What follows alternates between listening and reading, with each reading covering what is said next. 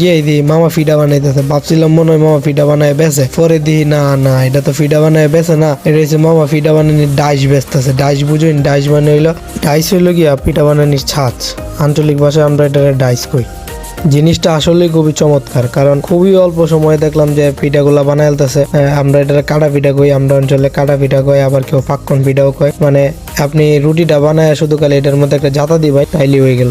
মামা এনে আবার দুইজন কাস্টমারও পাওয়া গেল। এর পিছনে আছেন একটা কৃত্রিম ফুসকুনি, যেটা পোলাপানের লেগে বানানো হয়েছে। এতে আছেন ছোট ছোট নৌকা, যেটা পোলাপানের মনের সুখে চালাইতেছে। এরপরে গেছিলাম একটু বেড়াগিরি কইরা ঘুষাঘুষি করতাম। ঘুষাঘুষি করতে গিয়ে হয়ে গেছি ব্যাক কল, কারণ আমি ডাইনাতে ঘুষি দিতে গিয়ে আমার বাওয়াত লাগে গিয়ে এটা উফলুট টেকে দেখা। বন্ধুর সাথে ফাফর মারছিলাম 700-800 করাম, পরে হয়েছে মাত্র 78। এই শক্তির পরীক্ষা ব্যর্থ হয়ে গিয়া ভাবলাম যে একটু ফ্রুট আইসক্রিম খাই আসলে শক্তি বানায় লই, কিন্তু ইচ্ছা থাকা সত্ত্বেও উপায় হইল না, কারণ আমার ছিল প্রচন্ড ঠান্ডা, যার কারণে আমি এই বরফের আইসক্রিম খাইতে পারলাম না।